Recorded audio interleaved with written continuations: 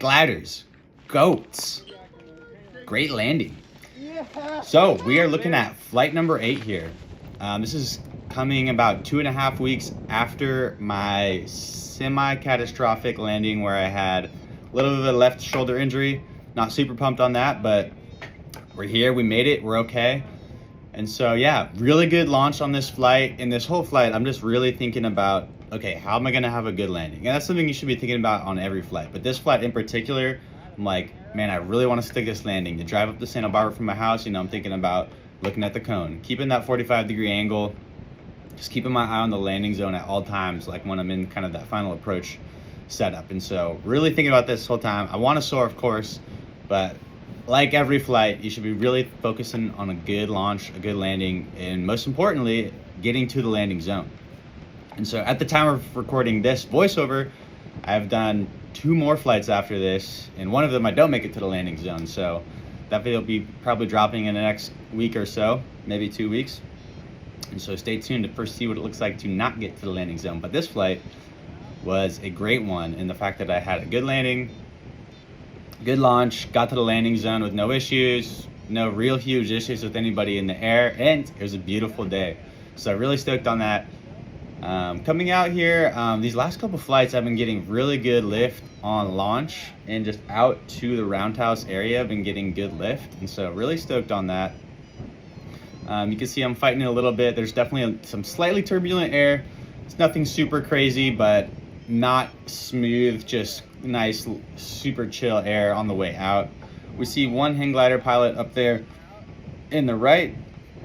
I believe that is Sue. Not 100% sure. And yeah, cruising out, really good altitude again. If you've seen in some of the previous videos, I have had to go on the right side of that high power, high transmission line just to clear over the top of it safely. But on this one, able to just cruise right over the top of the highest point, which means I got plenty of altitude. And yeah, so we see some clouds forming out above the islands. That's a really good sign. It means there's thermals forming out there. We see clouds above the ridge line that I took off of. That's another good thing. That means we see thermals forming. They're not super steep clouds, or they don't have like a thunder head, so it's not like a super vertical column, like more vertical than horizontal shape to the cloud, which is another good thing because you get something that some people call cloud suck, or just really strong lifting conditions close to the cloud when you have that type of shape, just because it means the air is rushing up so fast, and especially with the thunderhead shape, it's rushing up super fast and then spilling out into some other type of air. But in either case, if you see clouds that are really tall, probably something to probably not launch in if you're inexperienced, or if you are experienced, your call, but there's gonna be some strong lift, obviously. And so we see a paraglider pilot out there cruising. And yeah, so I'm getting out here. I got great altitude. You never know on launch here where you're gonna end up as far as making it to, or at least I don't as a novice. I don't know where I'm gonna end up as far as, am I gonna clear over the antenna farm right away? Am I gonna have to shoot for the roundhouse? Am I gonna have to not even go over the ridge initially and wait for the notch potentially? Fortunately, it hasn't happened to me yet.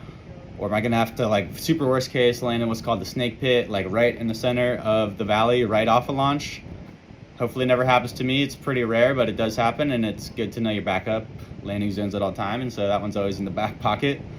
Yeah, so coming out here, pretty good altitude to clear over the ridge. Potential other strategies, and I believe I've talked to these in previous videos, it's just to go straight for the roundhouse, or the trigger in front of the roundhouse, which is this little roundhouse right there. We can see that I don't have a ton of altitude clearing over this. It's definitely like a safe altitude to clear over. Just the only downside is I'm not up in the highest or best spot in the thermal. Just in general, thermals have stronger lift further from the ground. That's not necessarily like, oh, the furthest from the ground is the greatest lift, but usually close to the grounds. And I mean, you as a human walking on the earth have experienced this. You don't have like a strong gust of wind usually that you can feel just going straight up right next to the ground. Thermals, they take a little bit of altitude to form. I mean, not like million feet, but like, sometimes hundreds feet of maybe 1,000 feet or more above the ground is where the thermal could be stronger or strongest. And so that particular a decision of mine to try to go over the antenna farm. I didn't have a turn in because I was too low and was getting lift. I probably could have been better off going straight for the roundhouse there and trying to get some lift, because I would have been higher above that roundhouse trigger point or in front of the roundhouse that trigger point. And so where I'm turning here, looking for a lift, not super high. I mean, definitely safe enough to be making a turn, but again, the thermal could be stronger above me. And if I gone straight here to where I'm turning right now, I would have been in a higher and better position to potentially get that stronger lift that I would hope and anticipate is up there. But again, never a guarantee. You can just kind of do what you do and read the conditions and hope for the best. But sometimes it's there, sometimes it's not, and the signs aren't always 100% telling of what you're actually going to find in the air when you get there. So that's why it's always good to keep an eye on the landing zone, which we can see right there, right behind my head on that, actually. But just keep an eye on that. Keep an eye on the ridge, making sure I'm not getting too low. And yeah, I'm getting a little bit of lift here, not tons, but some. And so pretty pumped on that. Getting over the road, trying to hunt around, searching like where do I think that trigger point is. And so that's like just a point where lift is forming. Could be like mechanical lift coming up on a face or a point, or more commonly thermal lift. But essentially you have just like points on the ground where these thermals are kind of anchored or forming from.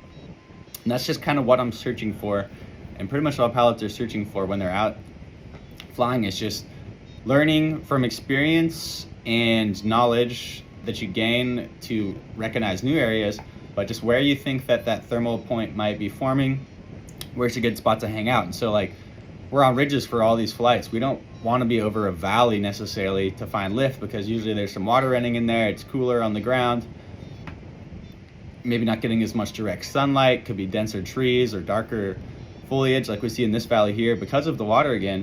But that denser foliage just absorbs that heat and doesn't heat up super well just because it has so much water in it. And so it's not going to create a hot condition to have that thermal air rising. And so yeah, just cruising out, get in some nice slow big looping turns in here. And so the idea is, and what in theory I'm trying to do, is make these wide kind of like searching turns, trying to find where the thermal is, and then assuming I find it, which I don't find an amazing one in this flight, assuming I find it, and kind of tighten up my turns a little bit more and hone in on exactly where it is. And then again, another big important thing is just watching other people in the air. And so we saw, a paraglider, another hang glider. There's people out here, and I just got to watch out and be careful and aware of where they are, which direction they're moving in the thermal pattern, especially if they were there first. I want to match what the existing pattern is, if people are going clockwise or counterclockwise circles. If people are going different directions, that's not good. I got to pick a favorite and decide which direction I go. But in a perfect world, everyone's circulating in the same direction around the thermal.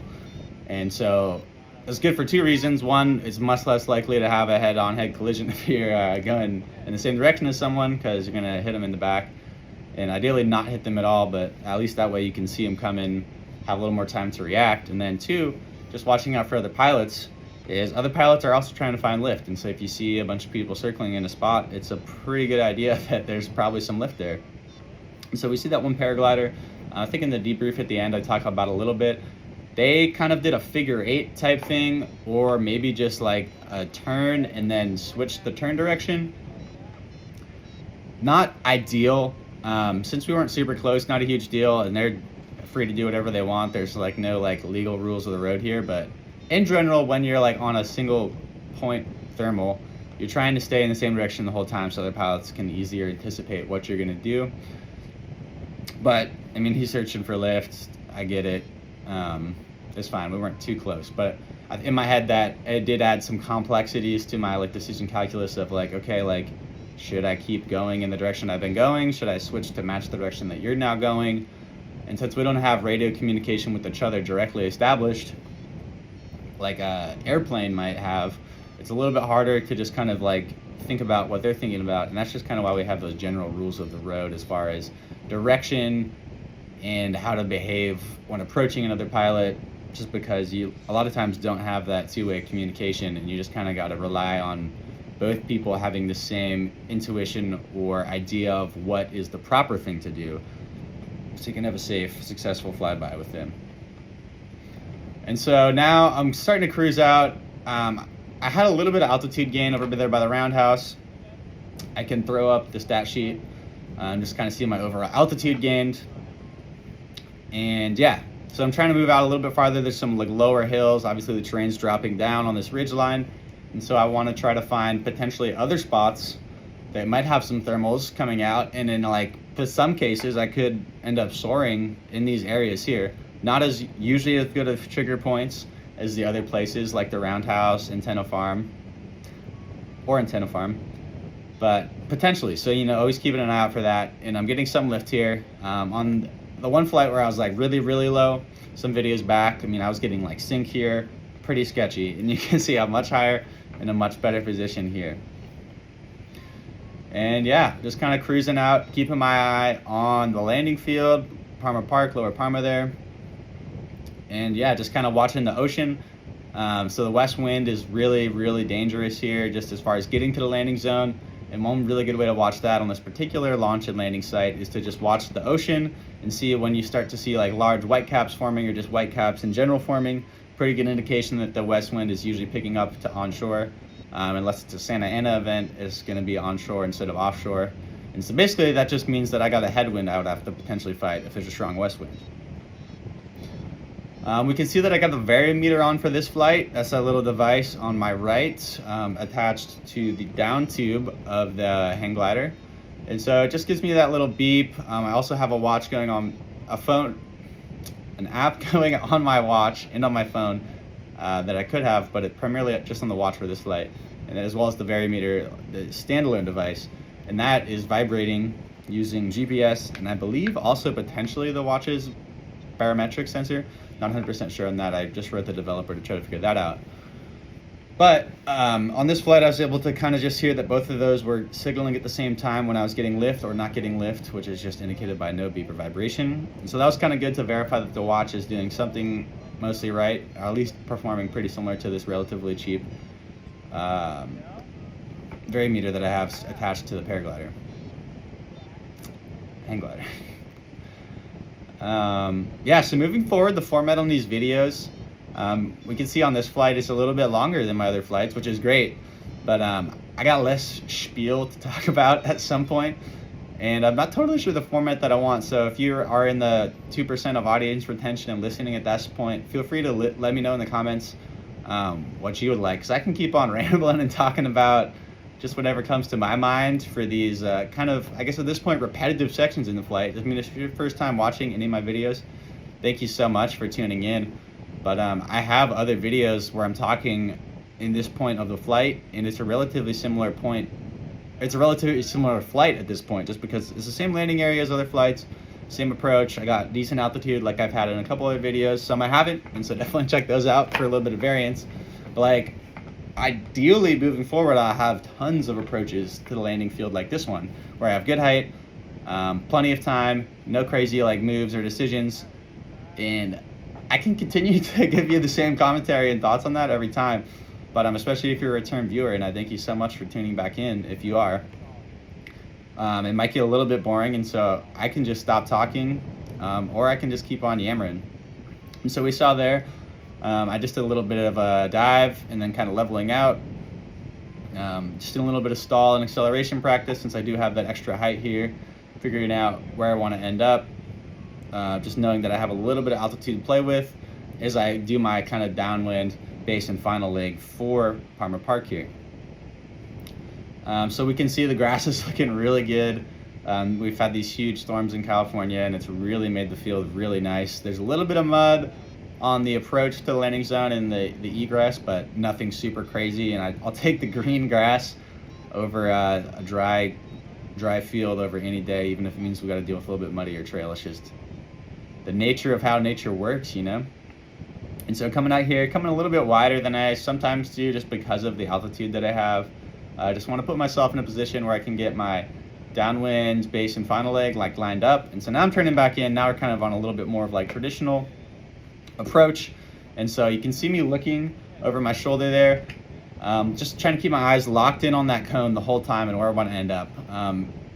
As I've said before, you kind of have a tendency to put the glider where you're looking, so you don't want to look at where you don't want to go. You want to look at where you're going, and so that's what I'm trying to do. You can see my head's rotated this whole time, just trying to keep my whole attention focused on where I want to be, and just kind of letting the body work its magic in a way of just going to where the eyes are directing. And so coming in, got great altitude here, coming off of that base tube up onto the down tubes. Thinking about pulling in a little bit. I want to round out a little bit right there. Perfect. Yeah! Woo! Yeah, buddy! Yeah! All right. All right, getting out of the way. People know I'm okay. Oh, that felt so good. Oh my goodness.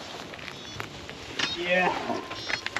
Push flare. Nice, I could have pushed dude. a little bit harder, Oh, and I think looking back, maybe I had my hands higher.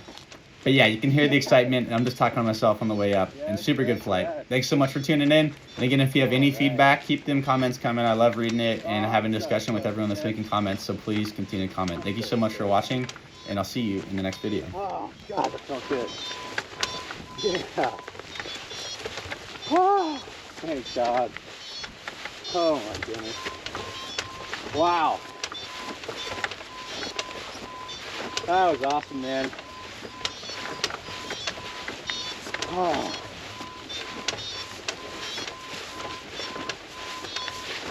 Oh, my goodness.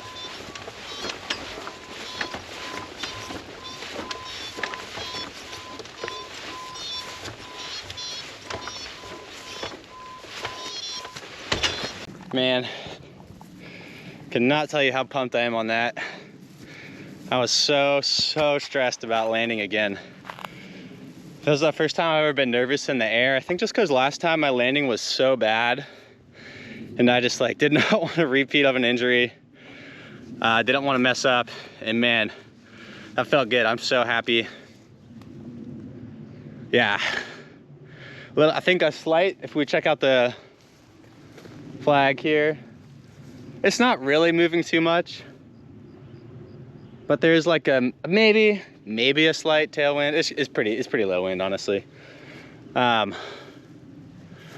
that was awesome. Yeah, first time I've been nervous in the air. It was great being up there, seeing everyone. Paraglider was doing some kind of wild stuff, I thought, switching directions.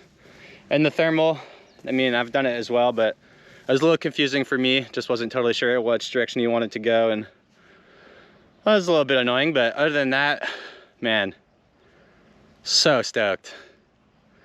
Yeah, I think, yeah, I kind of had a fear of death on that flight. I was like looking down, and the altitude, you know, the real, after getting injured in the shoulder a little bit 2.5 weeks ago, the realities of, you know, it's a somewhat risky sport are setting in.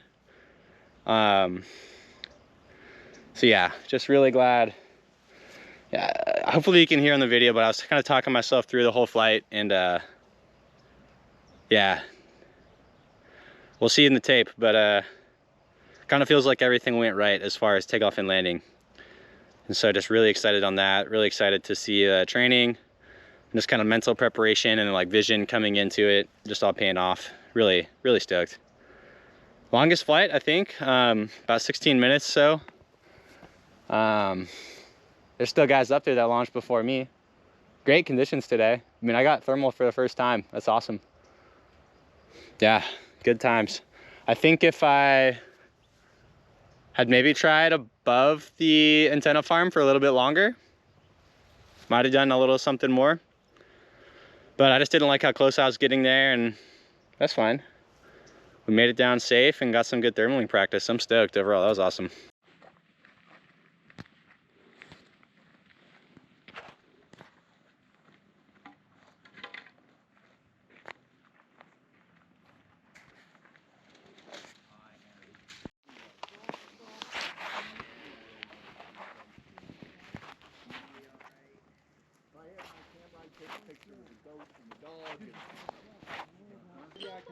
Say hello. How are you? See if I can get out of your way. Come on. Oh, You're a... He's touching so bad. You're a